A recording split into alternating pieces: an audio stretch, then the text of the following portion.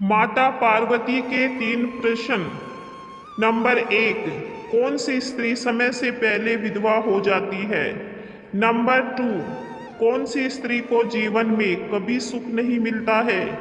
Number 3, कौन सी चीज पत्नी पति को मांगने पर भी नहीं देती है? एक बार भगवान शिव कैलाश पर्वत पर बैठे थे, तो माता पार्वती भगवान शिव से मिलने के लिए जाती है और कहने लगती है कि हे प्रभु, मैं आपसे मिलने के लिए आ रही थी, तो मेरी नज़र मृत्यु लोक पर पड़ी।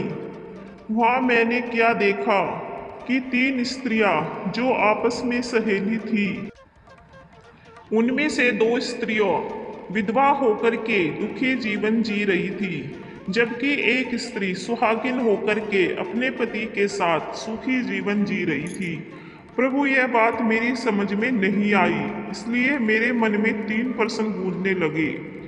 अब मैं आपसे यह चाहती हूँ कि आप मेरे तीनों प्रश्नों के उत्तर देकर कि मुझे संतुष्ट करने की कृपा करें। माता पार्वती की बात को सुनकर के भगवान शिव कहते हैं, पार्वती, तुम मुझे अपने तीनों प्रश्न बताओ। मैं तुम्हें तुम्हारे प्रश्नों के उत्तर देकर के पूरी तरह संतुष्ट करने का प्रयास करूंगा। अब माता पार्वती कहती है, प्रभु, मेरा पहला प्रश्न है, कौन सी स्त्री समय से पहले विधवा हो जाती है? प्रभु, मेरा दूसरा प्रश्न है, कौन सी स्त्री को जीवन में कभी सुख नहीं मिलता? और मेरा तीसरा प्रश्न है, कौन सी चीज ऐसी है जो एक पत्नी अपने पति को मांगने से भी नहीं देती? इस प्रकार माता पार्वती के प्रश्न सुनकर के भगवान शिव कहने लगे, पार्वती, तुम जिन स्त्रियों की बात कर रही हो, उनमें से 2 स्त्रियां विधवा होकर के अपना दुखी जीवन जी रही है, और वहीं पर एक स्त्री सुहागिन होकर के अपने पति के साथ में अपना सुखी जीवन जी रही है। तुम जानना चाहती हो आखिरकार ऐसा क्यों है? तो मैं तुम्हें एक छोटी सी कहानी सुनाता हूँ। इस कहानी को बहुत ही ध्यान से सुनना। आधी अधूरी कहानी सुनने वालों को आधा अधूरा ही ज्ञान प्राप्त होता है, जो जीवन में कभी काम नहीं आता, क्योंकि तुम्हारे तीनों प्रश्नों के उत्तर इस छोटी सी कहानी में समाये हुए हैं। इस कहानी को यदि तुमने ध्यान से सुना, तो तुम्हारे तीनों प्रश्नों के उत्तर तुम्हें अवश्य मिलेंगे और तुम्हें संतुष्टि प्राप्त होगी। माता पार्वती कहती है, प्रभु, मैं आपकी बात से सहमत हूँ, आप कहानी शुरू करो। मैं कहानी को पूरे मन से सुनूंगी, और जब तक आप कहानी बोलेंगे तब तक मेरा मन किसी दूसरे स्थान पर नहीं जाएगा। भगवान शिव कहते हैं, पार्वती, सबसे पहले मैं तुम्हें उस स्त्री की कहानी सुनाता हूँ जो सुहागन बनकर के सुखी जीवन जी रही है। देखो, जिस सुहागन स्त्री की तुम बात कर रही हो, वो सुहागन स्त्री एक राजा के नौकर की पत्नी है, और जिस नौकर की वो पत्नी है, उस नौकर को अपनी पत्नी पर पूरा विश्वास और भरोसा है कि वो पतिव्रती है, जिसकी महिमा वो अपने साथियों में बार बार करता है। अब देखो, एक दिन की बात है, उस राजा के नौकर ने अपनी पत्नी की प्रशंसा इतनी की कि बात धीरे धीरे फैलते हुए राज दरबार पहुंच गई। फिर उस राजा ने अपने नौकर को बुलाया और उस नौकर से कहा कि तुम हर किसी से अपनी पत्नी की प्रशंसा करते रहते हो कि तुम्हारी पत्नी पतिव्रता है। क्या वास्तव में तुम्हारी पत्नी पतिव्रता है?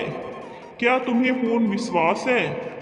भगवान शिव कहते हैं, पार्वती, इस प्रकार राजा की बात सुनकर के नौकर कहने लगा, महाराज, मुझे पूरा विश्वास है, मेरी पत्नी पूरी तरह पतिव्रता है।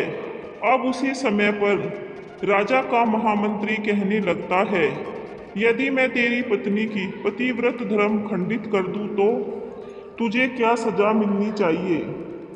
तो नौकर ने कहा, यदि तुम मेरी पत्नी का पतिव्रत धर्म खंडित कर देते हो तो महाराज मुझे फांसी लगा देना।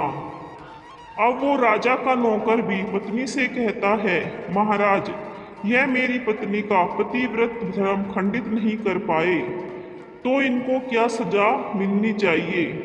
तो राजा ने कहा, मंत्री को भी फांसी की सजा दी जाएगी। भगवान शिव कहते हैं, पार्वती इस प्रकार मंत्री ने स्वीकार कर लिया और नौकर से पूछा कि क्या वस्तु लाऊं जिससे तू माने कि मैं तेरी पत्नी का धर्म खंडित करने में सफल हुआ।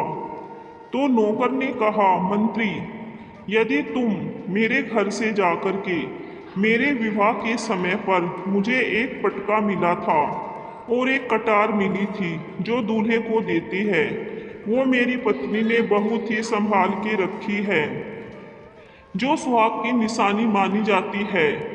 यदि पटका और कटार लाकर तू मुझे दिखा दे तो मैं मान जाऊंगा कि मेरी पत्नी का धर्म तूने पूरी तरह नष्ट कर दिया है। अब भगवान शिव कहते हैं, पार्वती श्रत स्वीकार हो जाने के बाद वो मंत्री शहर में जाता है और एक दूती से जाकर मिलता है। वो दूती एक दूसरे से भिड़ाने का काम करती थी और जो काम कोई नहीं करता था उस काम को करने में वह सक्षम थी। फिर इस प्रकार उस मंत्री ने उस दूती को अपने स्वार्थ के लिए बुलाया और दूती से कहा, देखो इस नाम का एक व्यक्ति है, उससे मेरी शर्त लगी है। और फिर उसने उस शर्त के बारे में उस दूती को सारा कुछ बता दिया। फिर वो उस दूती से कहने लगा कि तू कैसे भी करके उस स्त्री से मेरा संपर्क करवा दे, तुझे जितना धन चाहिए मैं उतना धन दूंगा। भगवान शिव कहते हैं, पार्वती इस प्रकार मंत्री की बात सुन करके दूती कहने लगी, भाई तू उस औरत के बारे में बात मत कर, वह औरत पूरी तरह से पतिव्रता है, वो तेरी ओर देखेगी भी नहीं, तेरी शक्ल भी नहीं देखेगी और उसके परिवार वाले भी खूंखार है, तेरी खाल उतार लेंगे। तो मंत्री कहने लगा, ठीक है, यदि तू मेरा उससे संपर्क नहीं करवा सकती है तो एक काम कर दे, उसके घर जाकर के पटका और कटार चुरा कर ला दे और उसकी पत्नी के गुप्तांग के पास में यदि कोई चिन्ह हो तो चिन्ह भी मुझे देख करके बता दे, फिर मैं तुझे मुंह मांगा इनाम दूंगा। भगवान शिव कहते हैं, पार्वती यह बात दूती की समझ में आ गई। उसने कहा, ठीक है, मैं तुम्हारा काम अवश्य करूंगी। नौकर शहर में रहता था। दूती नौकर के घर जाती है और उसकी पत्नी से जाकर बोलती है, बेटी मैं तेरी पति की बुआ हूँ, मैं कई वर्षों के बाद आई हूँ। तो उस स्त्री ने कहा, आओ बुआ जी, मैंने आपको पहले कभी नहीं देखा, नहीं इसलिए पहचान नहीं पाई। और इस प्रकार उस दूती को उस नौकर की पतिव्रता स्त्री ने बहुत बड़ा सम्मान दिया, मगर उसे क्या मालूम था कि यह उसके साथ में छल करने आई है। अब भगवान शिव कहते हैं, पार्वती इस प्रकार वो दूती उस पतिव्रता स्त्री के साथ में 2 दिन तक रुकी। जिस समय वो स्त्री स्नान करने लगी तो दूती उठ करके उस पतिव्रता स्त्री की कमर मलने लगी। उस पतिव्रता स्त्री ने बहुत मना किया, फिर वो दूती नहीं मानी और कहने लगी, मुझे तो बेटी से भी प्यारी लगती हो तुम, मना मत करो, काफी दिनों के बाद में तुम्हारी मुलाकात पहली बार हुई है। अब ऐसा कहकर के वो दूती मुंह पर हाथ फेरने लगी और आंखों को धोने के बहाने से उस दूती ने उस पतिव्रता स्त्री की आंखों में पानी मार दिया और उस स्त्री की आंखें बंद हो गई। इस प्रकार गुप्तांग के पास जांघ पर उस स्त्री ने एक तिल था जो उस दूती ने देख लिया। बस उसका काम बन गया। उधर स्नान करने के बाद जब वो पतिव्रता स्त्री रसोई में खाना बनाने गई तो दूती को मौका मिल गया और उसने पटका और कटार उस नौकर के घर से चुरा लिए और वहां से चुपके से भाग गई। और जाकर के दूती ने वह पटका और कटार मंत्री को दे दिए और उस पतिव्रता स्त्री के जांघ पर तिल के निशान भी बता दिए। भगवान शिव कहते हैं, पार्वती फिर वो मंत्री पटका और कटार लेकर सीधा राजा के दरबार में पहुंचा और राजा से जाकर कहा, महाराज, मैंने नौकर की पत्नी के पास में 2 दिन बिताए और यह पटका और कटार उसी के हाथों से लेकर आया हूँ। फिर तो राजा ने दरबार लगाया और नौकर को बुलाया तथा महामंत्री से सभा में पटका और कटार नौकर को दिखाने के लिए कहा।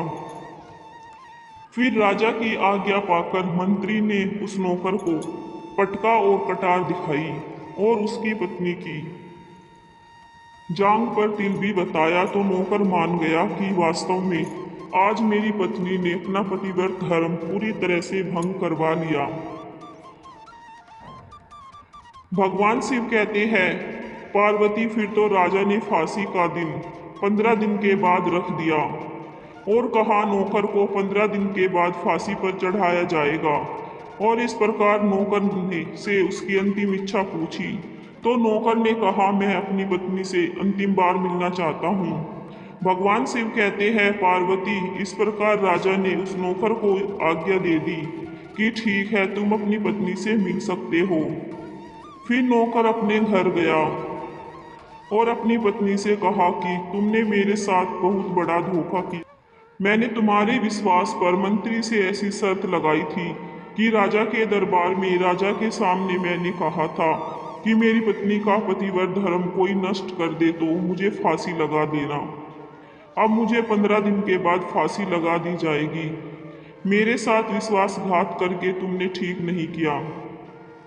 भगवान शिव कहते हैं, पार्वती, उस पतिव्रता स्त्री ने अपने नौकर पति को सारी बात बताई, मगर उसे विश्वास नहीं हुआ और पुनः वो राजा के दरबार में पहुंच गया। फिर उसे कैद में डलवा दिया गया। अब उधर नौकर की पतिव्रता पत्नी ने परमात्मा को याद किया और राजा के दरबार में गई और राजा ने नाच दिखाने की आज्ञा मांगी। भगवान शिव कहते हैं, पार्वती, उधर नौकर की पतिव्रता पत्नी ने परमात्मा को याद किया और अपना भेष बदलकर राजा के दरबार में गई और राजा से नाच दिखाने की आज्ञा मांगने लगी, क्योंकि वो स्त्री बहुत ही सुंदर थी और उधर राजा शौकीन थे। इसलिए राजा ने आज्ञा दे दी कि सभी मंत्री, संतरी आदि उपस्थित होकर के इस सुंदरी का नाच करवाने की पूरी व्यवस्था करें। भगवान शिव कहते हैं, पार्वती, फिर तो सब मंत्री, महामंत्री, राजा आदि दरबार में उपस्थित हुए। फिर उस नौकर की पत्नी ने जब नाचना शुरू किया तो राजा को उस स्त्री का नाच बहुत ही सुंदर लगा। फिर राजा ने कहा, तुम मुझसे क्या मांगना चाहती हो? तो तुम जो भी मांगोगी मैं तुम्हें वही दूंगा। भगवान शिव कहते हैं, पार्वती, फिर उस नौकर की पतिव्रता स्त्री ने कहा, महाराज, आपकी सभा में मेरा चोर है जिसने मेरे रुपये लिए थे मगर आज तक वापस नहीं दिए, उसे फांसी की सजा दीजिए। अब राजा ने कहा, ठीक है, बताओ मेरे दरबार में तुम्हारा चोर कौन है, उसका नाम क्या है, मैं उसको फांसी की सजा अवश्य दूंगा। भगवान शिव कहते हैं, पार्वती, फिर उस नौकर की पतिव्रता स्त्री ने कहा, महाराज, आपका मंत्री मेरा चोर है, आप उसको फांसी की सजा दे दीजिए। अब उधर जैसे ही मंत्री ने सुना कि ये सुंदरी मुझे अपना चोर बता रही है तो मंत्री कहने लगा कि महाराज, मैं कसम खाकर कहता हूँ कि मैंने इसका कभी कुछ नहीं चुराया, मैंने इसको कभी आज तक देखा ही नहीं, तो मैं इसकी चोरी कैसे कर सकता हूँ? मैंने आज तक इसकी शक्ल ही नहीं देखी है। अब भगवान शिव कहते हैं, पार्वती, जैसे ही मंत्री ने कहा कि मैंने इस सुंदरी की शक्ल आज तक नहीं देखी है तो वो सुंदरी कहने लगी कि महाराज, यदि यह मंत्री मुझे जानता नहीं है तो आप इसे ये पूछिए कि यह पटका और कटार कहाँ से लाया था। मैं उस नौकर की पत्नी हूँ जो आपके यहाँ नौकरी करता है और आप मेरे निर्दोष पति को फांसी पर चढ़ाने वाले हैं। अब मैं आपको पूरी कहानी सुनाती हूँ। ये जो आपका मंत्री है, इसने मेरे पास मैं अपनी एक दूती को भेजकर मेरी जान के तिल का पता लगाया और उसने ही यह पटका और कटार चुरा कर के इसको लाकर के दे दी। और आपके मंत्री के द्वारा भेजी गई दूती जब मेरे घर पर आई तो उसने मुझसे कहा था कि वह मेरे पति की बुआ है, वो पहली बार आई थी। इसीलिए मैं उसको पहचान ना सकी। और महाराज, इस प्रकार मैंने उस स्त्री को अपने यहाँ पर बहुत बड़ा सम्मान दिया और अपने यहाँ पर ठहरने की व्यवस्था की। भगवान शिव कहते हैं, पार्वती, इस प्रकार उस नौकर की पतिव्रता स्त्री की बात को सुनकर के राजा ने दूती को बुलाया। फिर उस दूती ने राजा को सारी सच्चाई बताई। फिर राजा ने उस नौकर को छोड़ दिया और मंत्री को फांसी पर चढ़ा दिया। भगवान शिव कहते हैं, पार्वती, इस प्रकार उस नौकर की पतिव्रता स्त्री ने अंत में राजा से कहा, महाराज, मैं अपने पति से बहुत प्यार करती हूँ। मैं एक चरित्रवान स्त्री हूँ, कभी भी अपने पति के नाम तक अपने मुंह से नहीं लेती हूँ। अब भगवान शिव कहते हैं, पार्वती, मेरी कहानी पूरी हुई। अब तुम अपने तीनों प्रश्नों के उत्तर सुनो। तुम्हारा पहला प्रश्न था, कौन सी स्त्री समय से पहले विधवा हो जाती है? तो जो स्त्रियां अपने पति का नाम लेती है वो समय से पहले विधवा हो जाती है, क्योंकि पति का नाम लेने से पति की उम्र कम हो जाती है और समय से पहले ही उनके पति की मृत्यु हो जाती है। ऐसी स्त्रियां जो अपना पति का नाम लेती है वह समय से पहले ही विधवा होकर के एक दुखी जीवन जीती है। बस यही राज की बात है कि तुम जिन 3 सहेलियों की बातें कर रही थी उनमें से 2 विधवा थी और एक यह नौकर की पत्नी थी। जो पतिव्रता स्त्री थी, यह पतिव्रता कभी भी अपने पति का नाम कभी भी अपने मुंह से नहीं लेती थी। उधर वो 2 स्त्रियां जो विधवा होकर के दुखी जीवन जी रही है, वो हमेशा अपने पति का नाम लेकर ही बोलती थी, जिसकी वजह से उनके पति की उम्र कम हुई और फिर वो दोनों स्त्रियां समय से पहले विधवा हो गई और आज वो दुखी जीवन जी रही है। इसलिए कभी भी स्त्री को अपने पति का नाम अपने मुंह से नहीं लेना चाहिए।